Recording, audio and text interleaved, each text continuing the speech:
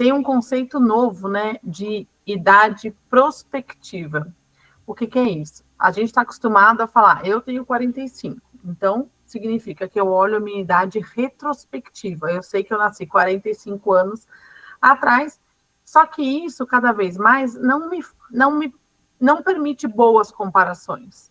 Quando a gente é jovem, até os estudos falam assim, até exame de sangue é mais comparável. Você espera que uma pessoa daquela idade tenha isso de hormônio, tenha isso, etc. E tal.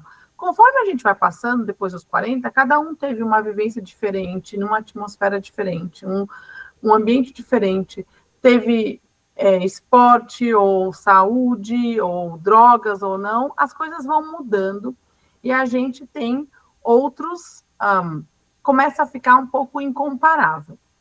E tem uns demógrafos que estudam isso em todos os países, e o que eles chegaram à conclusão? Velhice não é mais uma coisa comparável. Não tem uma idade que fala, a partir daqui você ficou velho. E a ONU utilizava como base 65 anos. Alguns estudos dela saem com 60, a maioria sai com 65. E eles começaram a ver que isso não faz mais sentido. Se não faz nem sentido aqui nos bairros de São Paulo, né, os 65 anos aqui pode ser muito diferente, imagina no mundo inteiro. Então, eles começaram a catalogar, estudar, e começaram a ver a idade prospectiva, que é você olhar qual é a sua individual expectativa de ainda viver. E quando você soma isso nos países, você tem uma expectativa média. Então, no Brasil, por exemplo, gente, a expectativa média acabou de subir, né? A média é 77, a gente acabou, na pandemia, desceu um pouquinho, subimos agora um pouquinho, mas para mulheres é 80, para homem está em 73, expectativa média de vida. Mas a gente sabe que é muito diferente, dependendo da região que você está, o acesso à saúde, etc. Então, quando você olha individualmente, o que esses estudos falam? Que você deve olhar individualmente, eles catalogam várias coisas, e eu, por exemplo, vou dar um exemplo, quero que vocês aí façam em casa, cada um o seu. Olhando minha perspectiva de vida, meu acesso à saúde, um pouco de árvore genealógica, etc., eu acho que eu consigo chegar no 105. E aí, o que eles falam? A sua velhice, então, começa 15 anos antes da sua expectativa de vida. Se a gente vai viver até os 105, 100, então, velhice deve ser 15 anos antes. Eles ainda falam, alguns países 10 anos antes, como a Suécia. E isso, a somatória de todas as pessoas, o quanto a gente tem, quem está ali só nos últimos 15 anos, é que compõe o contingente de velhos de um país. Então, até a política pública tem que ser alterada, porque essas pessoas, sim, têm uma necessidade específica. No Japão, eles até categorizaram lá, de 75 a 90, considerado velhice. Antes de 75 é a pré-velhice, então de 60 a 75 é pré-velhice.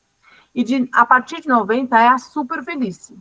E tem política pública diferente para esses 3 critérios. Com isso, qual é a lógica que cabe a todos nós rever o que a gente está fazendo na vida? Então, Juliana, se eu acho que eu só vou entrar na velhice aos 90 e eu tenho 45, eu tenho mais 45 de vida útil. 45 significa que dá tempo de eu fazer uma faculdade nova, começar uma nova carreira, pensar em empreender, em quebrar, empreender de novo.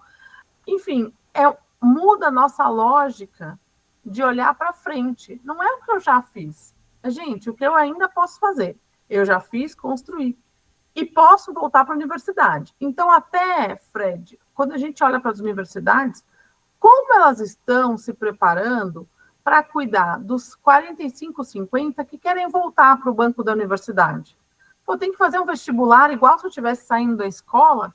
Como a gente faz para facilitar que essas pessoas comecem uma segunda carreira? Dá tempo de fazer segundas e terceiras. Então, esse estudo, tá, que compara todos os países, tem lá todas as tabelas do Brasil. Infelizmente, ele mostra os países que estão para trás. Então, eles falam que o Quênia, por exemplo, deveria começar a velhice aos 57 anos.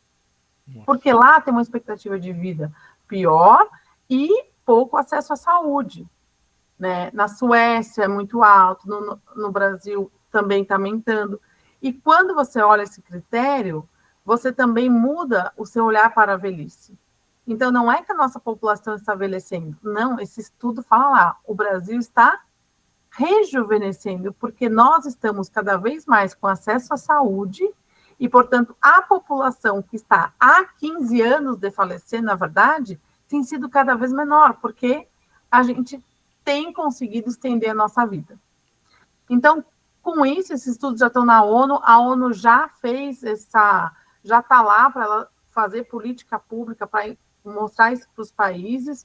Eu acho que o conceito de velhice já esse vai estar mais popular, vai chegar a mudar aqui as nossas leis em algum momento, porque é um conceito vivo.